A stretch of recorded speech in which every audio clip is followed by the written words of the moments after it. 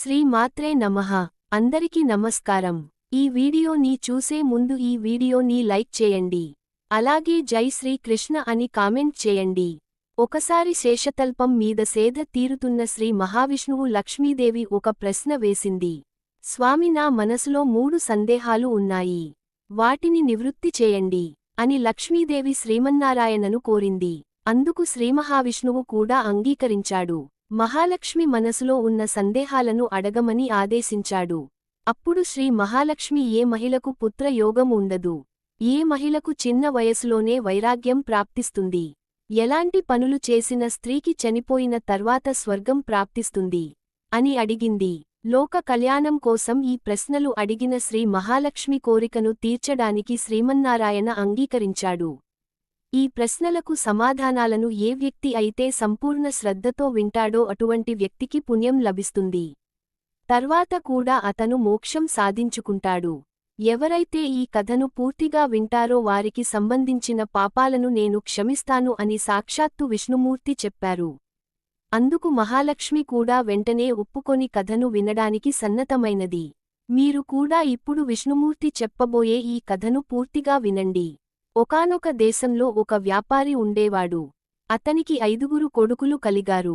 కొడుకులు పెరిగి పెద్దవారయ్యారు. ఆ వ్యాపారి కొడుకులకు పెళ్లి చేశాడు. ఆ 2 కొడుకులకు సంతానం కలిగారు. పెద్ద కొడుకుకు ఒక బాబు పుట్టాడు. చిన్న కొడుకుకు ఒక పాప పుట్టింది. కాని వ్యాపారి భార్య చాలా దుర్మార్గురాలు. పెద్ద కొడుకు భార్యను అంటే తన పెద్ద కోడల్ని ఎంతో ప్రేమగా చూసుకుంటూ ఉండేది. కాని చిన్న కోడల్ని మాత్రం చిన్న చూపు చూస్తూ ఉండేది. చిన్న కోడలు చాలా ఉత్తమురాలు. ఆమె ఒక పతివ్రత శిరోమణి. ఆమె ఒక్కతే ఇంట్లో పనులన్నీ కూడా చేసేది. ప్రతి పనిని కూడా ఎంతో శ్రద్ధగా పూర్తి చేసేది. ఇటువంటి ఎన్నో మంచి గుణాలు ఉన్నప్పటికీ కూడా ఆమె అత్తగారు ఆయన నానా హింసలు పెట్టేది.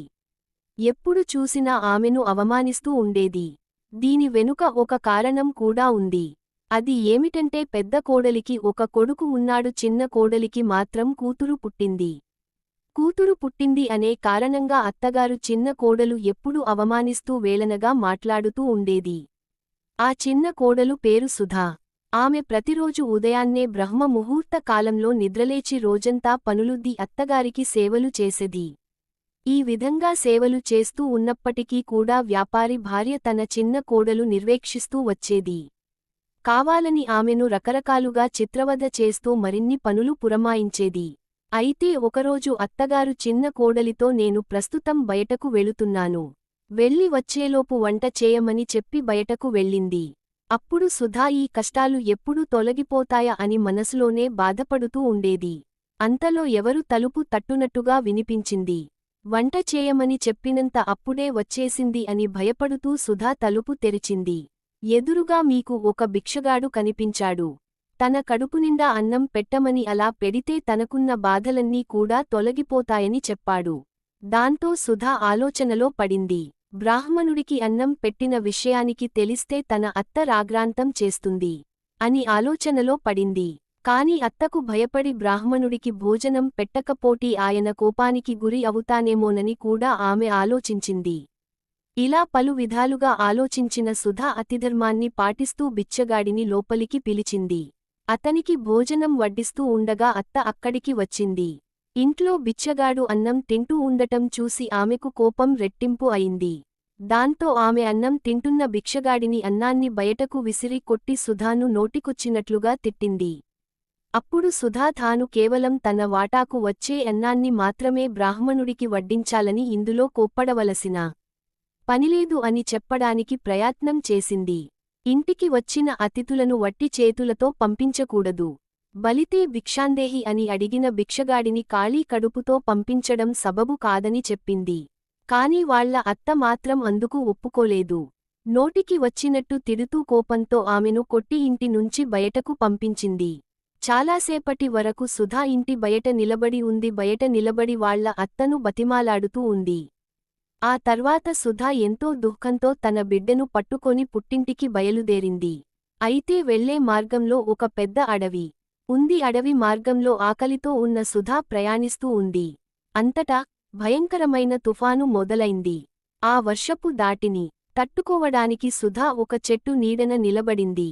ఆ చెట్టు కింద ఉన్న ఒక చిన్న గుడిసె లాంటిది ఉండటం చూసి సుధా గుడిసెలోనికి వెళ్ళింది. అక్కడికి వెళ్లి చూసిన తర్వాత బ్రాహ్మణ బిచ్చగాడు కనిపించాడు. అతని వెంటనే శివుడిగా మారిపోతాడు. దాంతో ఇంతకుముందు తన ఇంటికి బ్రాహ్మణ రూపంలో వచ్చింది మరి ఎవరో కాదు, సాక్షాత్తు ఆ పరమేశ్వరుడి అని తెలుసుకున్న సుధా నేరుగా ఆయన కాళ్ల మీద పడిపోయింది. అప్పుడు పరమేశ్వరుడు సుధాను చూసి, నీ గురించి నాకు పూర్తిగా తెలుసు. నీవు కేవలం ఆడబిడ్డకు జన్మిచ్చాన్న నిందతో మీ అత్త నిన్ను రాచిరంపాన పెడుతుంది. కాని నువ్వేమీ ఆందోళన పడకు, నేను నీకు ఒక తాళపత్రాన్ని ఇస్తాను. ఆ పత్రం మీద రాసి ఉన్న దాన్ని నీవు తూచా తప్పకుండా పాటిస్తే అప్పుడు నీకు గుణవంతుడైన పుత్రుడు పుడతాడు అని చెప్పిన తర్వాత శివుడు అదృష్టమయ్యాడు. ఇక సుధా చాలా సంతోషించింది. సుధాను వెతుక్కుంటూ అప్పటికే అక్కడికి వచ్చిన ఆమె భర్తకు ఆమె జరిగిందంతా కూడా పూసుకుచ్చినట్లు చెప్పింది. ఇక వాళ్ళిద్దరూ అడవిలోనే జీవించాలి అని నిర్ణయించుకున్నారు. అక్కడ నివసిస్తూ ఉన్న సుధా ఒక రోజు పుత్రప్రాప్తి గురించి ఒక చిన్న ఆలోచన వచ్చింది. నాకు కూడా ఒక కొడుకు ఉంటే మా అత్తగారు ఇంట్లో నాకు కూడా ఎంతో గౌరవం లభిస్తుందని భావించింది. వెంటనే శివుడు ఇచ్చిన తాళపత్రాన్ని తెరిచి చదివింది. ఏ మహిళ అయితే కొడుకును కనాలి అనుకుంటుందో ఆ మహిళ భర్తకు ఎడమవైపు పడుకోవాలని రాసి ఉంది. కుడి ముక్కు నుండే శ్వాస తీసుకుంటారు, కుడివైపు పడుకుంటే ఎడమ ముక్కు తీసుకుంటారు. పుత్రప్రాప్తి కోసం తపించే దంపతులు పురుషుని కుడిముక్కు నుండి ఊపిరి తీర్చుకునే సమయంలో కలవాల్సి ఉంటుంది. ఋతు ప్రక్రియ వెన 4 రోజున కాకుండా 5వ రోజు భార్యతో కలిస్తే కూతురు పుడుతుంది. అదే 6వ రోజు ఆమెతో కలిస్తే కొడుకు పుడతాడు. ఇక 7వ రోజు కలవడం వల్ల అధవరాలు అయిన కూతురు జన్మిస్తుంది. 8వ రోజు సంగము వల్ల ఎంతో బలమైన కూతురు పుడుతుంది. 9వ రోజు కలవడం వల్ల అందమైన కూతురు పుడుతుంది. 10వ రోజు భార్యతో కలవడం వల్ల ఎంతో తెలివైన కొడుకు పుడతాడు. 11వ రోజు భార్యతో కలిస్తే గుణవంతురాలు అయిన కూతురు పుడుతుంది. 12వ రోజు రాత్రి భార్యతో కలవడం వల్ల గుణవంతుడైన కొడుకు పుడతాడు. 13వ రోజు రాత్రి భార్యతో కలవడం వల్ల లక్ష్మీ స్వరూపమైన అమ్మాయి కలుగుతుంది. ఇక 14వ రోజు రాత్రి భార్యతో కలవడం వల్ల తెలివైన బలవంతుడైన కొడుకు పుడతాడు. ఈ విధంగా రాయబడిన ఆ తాళపత్రాన్ని చదివిన సుధా తన నెలసరి మొదలైనప్పటి నుండి 14వ రోజున భర్తతో కలిసింది. అలా జరిగి కన్ని రోజులకి ఆమె గర్భవతి అయింది. చాలా కాలం గడుస్తూ ఉండగా ఒకరోజు కట్టెలు తేవడానికి ఆమె భర్త అడవుల్లోకి వెళ్లాడు. అంతలో భారీ తుఫాను మొదలైంది. దాంతో వారు నివసిస్తున్న గుడిసె పైకప్పు ఎగిరిపోయింది. వెంటనే సుధా ఇంతకుముందు తనకు కనిపించిన సన్యాసి ఉన్న చెట్టు దగ్గరకు వెళ్ళింది. అక్కడ ఉండే గుడిసెలోకి వెళ్లి సుధా తన భర్త కోసం ఎదురు చూస్తూ ఉండగా అక్కడకు 2 రాక్షసులు వచ్చారు. వాళ్ళిద్దరూ చెట్టుతో పాటు ఆ ప్రదేశాన్ని తీసుకొని ఒక నిర్మాణస్థ్యమైన ప్రాంతానికి వెళ్ళిపోయారు. సుధా ఆ చెట్టు కింద ఉన్న గుడిసెలోనే ఉండిపోయింది. అప్పుడు సుధా గుడిసె నుండి బయటకు వచ్చి చూడగా అక్కడ కనిపించిన దృశ్యాన్ని చూసి ఆమె ఆశ్చర్యపోయింది. ఎందుకంటే ఆమె కళ్ళు ఎదురుగా ఎంతో బంగాధనం కనిపించింది. దానిలో కొంచెం బంగారం తీసుకొని ఆమె తిరిగి గుడిసెలోకి వచ్చింది.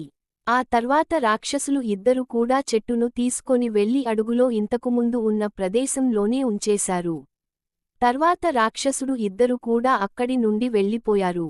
గుడిసెలో నుండి బయటకు వచ్చిన సుధా అప్పుడే అక్కడికి వచ్చిన భర్తను చూసింది. జరిగిందంతా కూడా భర్తకు చెప్పి ఆ బంగారం అంతా తన భర్తకు ఇచ్చేసింది. ఆ తర్వాత వారిద్దరూ కలిసి ఇంటికి వెళ్ళిపోయారు. ఇంటికి వెళ్లిన తర్వాత అత్తకు జరిగిందంతా కూడా చెప్పింది. సుధా అయితే ఆమె చేసిన దానికి తన అత్తకు కోపం వచ్చింది. ఒసే పిచ్చిదానా, కేవలం కొద్దిపాటి బంగారాన్ని మాత్రమే తీసుకొని వస్తావా? నీ స్థానంలో నేను ఉంటే ఖచ్చితంగా ఎంతో బంగారాన్ని మోసుకొచ్చేదానిని చెప్పింది. తరువాత వాళ్ల అత్త సుధా చెప్పిన అడవిలోకి వెళ్లి చెట్టు నీడలో ఉండే గుడిసెలోకి వెళ్ళింది. రాక్షసులు వచ్చే క్షణం కోసం ఎదురుచూస్తూ ఉంది. ఆమె ఎదురు చూపులు ఫలించి రాక్షసులు అక్కడికి వచ్చారు. చెట్టు ప్రక్కల ప్రాంతాన్ని కూడా తీసుకొని ఆ రాక్షసులు ఒక మంచి పర్వతం దగ్గరకు తీసుకువెళ్లారు. అత్త గుడిసె నుండి బయటకు వచ్చి చూస్తే ఎంతా మంచు కనిపించింది. అది చూసి అత్తకు కోపం వచ్చి రాక్షసులను కూడా తిట్టడం మొదలు పెట్టింది. ఆ మాటలు విన్న రాక్షసులు చెట్టు కింద ఉన్న గుడిసెలక ముసలావిడ ఉన్నట్టు అనిపించింది. ఆమెను మంచు సర్వతం మీదకు ఆ రాక్షసులు విసిరి కొట్టారు. అక్కడికక్కడే ఆ అత్త చచ్చిపోయింది. తర్వాత సుధా అత్తను వెతుక్కుంటూ తిరిగి చెట్టు దగ్గరకు వచ్చింది. అత్తను చెట్టు కింద ఉన్న గుడిసెలో అత్త లేకపోవడంతో చూసి అత్త చనిపోయిందని విషయానికి సుధాకు అర్థమైంది. ఆ తర్వాత సుధాకు పండంటి బాబు పుట్టాడు. దాంతో సుధా చాలా సంతోషించింది. ఇక ఏ మహిళ అయితే దురాశ ఎక్కువగా ఉంటుందో ఆమెకు వైవిధ్యం ప్రాప్తిస్తుంది. ఏ మహిళ అయితే సంస్కారవంతంతో ఉంటుందో అటువంటి మహిళ మరణించిన తర్వాత స్వర్గానికి వెళ్తుందని విష్ణుమూర్తి లక్ష్మీదేవికి చెప్పాడు. ఈ కథను ఎవరైతే శ్రద్ధగా వింటారో వారికి తప్పకుండా పుత్ర ప్రాప్తి కలుగుతుంది.